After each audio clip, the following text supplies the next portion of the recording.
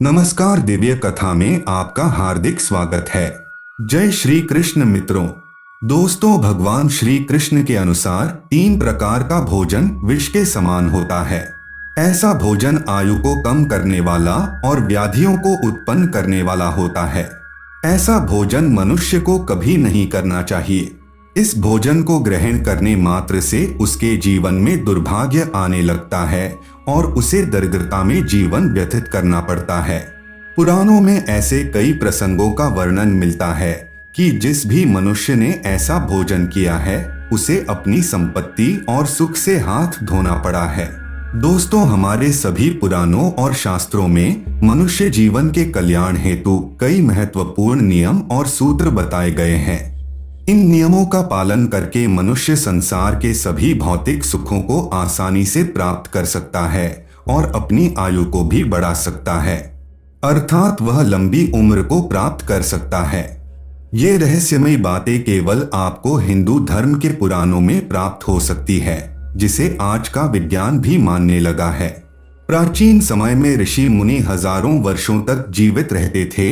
उनकी लंबी आयु के पीछे जो जीवन शैली और सूत्र थे उसी का वर्णन पुराणों में किया गया है, जिसके बारे में आज हम आपको बताने जा रहे हैं। हिंदू धर्म में 18 महापुराण है और उन्हीं में से गरुड़ पुराण एक महान ग्रंथ माना जाता है। गरुड़ पुराण में समस्त ऋषियों का ज्ञान संग्रह तथा भगवान श्री कृष्ण और गरुड़ जी का संवाद लिखा गया है।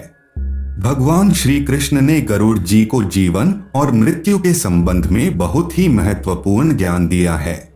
मनुष्य का जन्म कैसे होता है, वह पाप और पुण्य क्यों करता है, पाप करने के बाद उसे कौन सी सजाएं मिलती है, मृत्यु से पूर्व कौन से संकेत मिलते हैं, मृत्यु के बाद आत्मा कहां पर जाती है तथा नरक लोक कैसा है, आदि प्रकार के विषयों पर भगवान श्री कृष्ण ने गरुड़ जी को ज्ञान दिया है।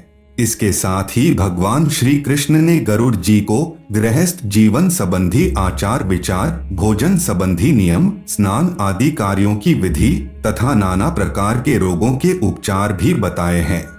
आज हम आपको गरुड़ पुराण तथा विष्णु पुराण आदि ग्रंथों में बताए गए भोजन के संबंधी जो महत्वपूर्ण नियम बताए गए हैं उन्हीं के बारे में बताने जा रहे हैं।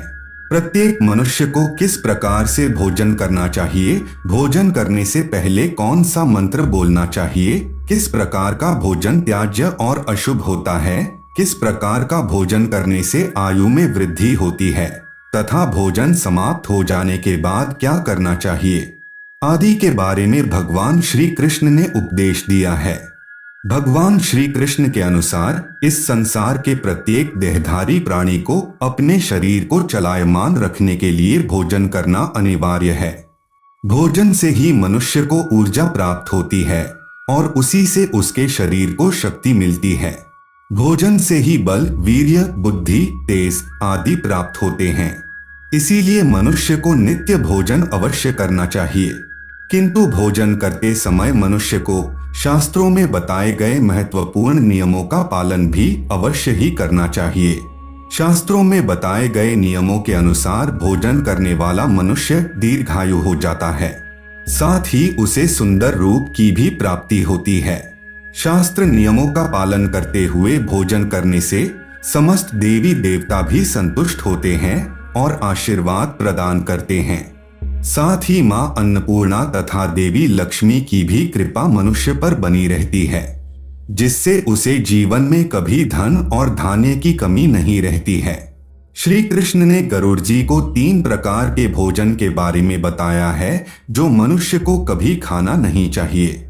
ऐसा भोजन मनुष्य के शरीर में रोग उत्पन्न करता है, उसके शरीर के अंगों को क्षीण तथा कमजोर बनाता है और ऐसा व्यक्ति जवानी में ही बूढ़ा दिखाई देने लगता है। ऐसा भोजन श्राप के समान ही होता है, जिसका ग्रहण करने से व्यक्ति को शारीरिक तथा मानसिक परेशानी का सामना करना पड़ता है। श्री कृष्ण के अनुसार ऐसा श्रापित भोजन केवल प्रेतों के लिए होता है। यदि मनुष्य भूल से भी ऐसे भोजन को ग्रहण कर लेता है तो कम समय में ही मृत्यु को प्राप्त हो जाता है। भोजन शुरू करने से पहले मनुष्य को क्या करना चाहिए? भगवान श्री कृष्ण कहते हैं, मनुष्य को हमेशा अपने 5 अंगों को साफ करके ही भोजन करना चाहिए। दोनों पैरों को तथा दोनों हाथों को और अपने मुख को जल से अच्छी तरह से स्वच्छ करके ही भोजन करना उचित होता है। इससे मनुष्य के शरीर से रोग दूर रहते हैं और व्यक्ति दीर्घायु बन जाता है। अस्वच्छ अवस्था में भोजन करने से शरीर में रोग निर्माण हो सकते हैं।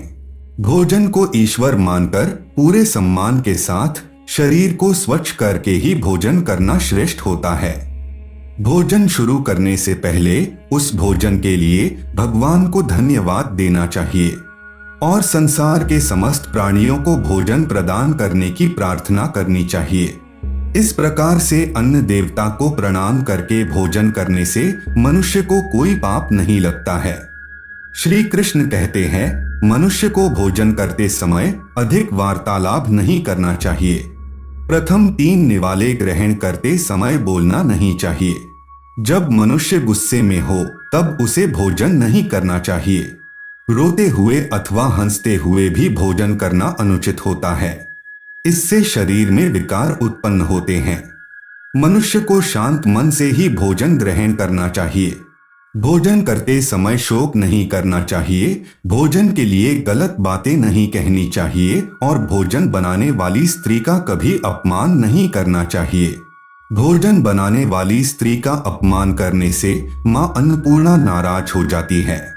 अब जानते हैं भोजन करने की सर्वोत्तम स्थिति और दिशा कौन सी है। भोजन करने की सर्वोत्तम स्थिति के बारे में बताते हुए श्री कृष्ण कहते हैं, जमीन पर बैठकर भोजन करना ही श्रेष्ठ होता है। इससे शरीर के अंदर की ऊष्मा पृथ्वी में प्रवेश करती है और भोजन अच्छी तरह से पच जाता है। बिस्तर पर बैठकर भोजन करने से मनुष्य के शरीर में रोग उत्पन्न होते हैं और उसकी आयु कम हो जाती है।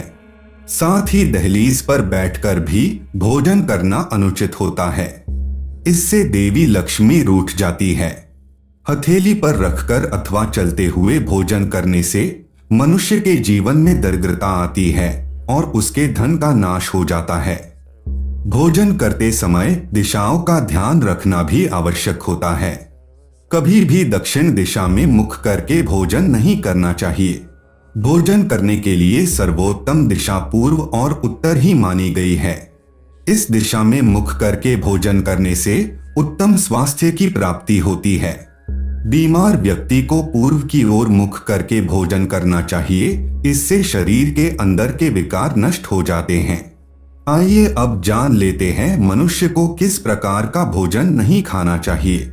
सबसे पहला है जिस भोजन को कोई लांघ कर गया हो। भगवान श्री कृष्ण कहते हैं, जिस भोजन के ऊपर से कोई पैर रखकर चला गया हो अथवा कोई व्यक्ति भोजन को लांघ कर गया हो, ऐसे भोजन को कभी खाना नहीं चाहिए। ऐसा भोजन अशुद्ध हो जाता है। ऐसे भोजन को पशुओं को खिला देना चाहिए। दूसरों के द्वारा लांघा गया भोजन खाने से मनुष्य की आयु कम हो जाती है और उसके शरीर में भिन्न भिन्न प्रकार के रोग उत्पन्न होते हैं। दूसरे प्रकार का भोजन है जिस भोजन में बाल निकला हुआ हो। गरुड़ पुराण के अनुसार यदि भोजन में बाल निकल आता है तो ऐसा भोजन त्याज्य हो जाता है। यदि अन्न में बाल निकलता है तो उसे ईश्वर को कभी प्रसाद के रूप में नहीं चढ़ाना चाहिए और ना ही स्वयं खाना चाहिए। ऐसा भोजन प्रेतों को प्राप्त हो जाता है। तीसरे प्रकार का भोजन है दूसरों को परोसा हुआ। श्री कृष्ण कहते हैं, मनुष्य को दूसरों के लिए परोसा हुआ भोजन भी नहीं खाना चाहिए। जो मनुष्य दूसरों का भोजन छीन के खाता है अथवा किसी को बिना दिए ही स्वयं उस अन्न का उपभोग करता है, उससे देवी अन्नपूर्णा रुष्ट हो जाती है। भोजन सभी में बांटकर खाना चाहिए। दूसरों के हिस्से का भोजन करने से मनुष्य के पुण्य कर्म नष्ट हो जाते हैं। तो दोस्तों, भगवान श्री कृष्ण ने इन 3 प्रकार के भोजन को त्याज्य माना है। उम्मीद है आपको यह जानकारी पसंद आई होगी। वीडियो को लाइक जरूर करें और कमेंट में जय श्री कृष्ण और जय मां अन्नपूर्णा अवश्य लिखें। साथ ही चैनल को सब्सक्राइब करना न भूलें।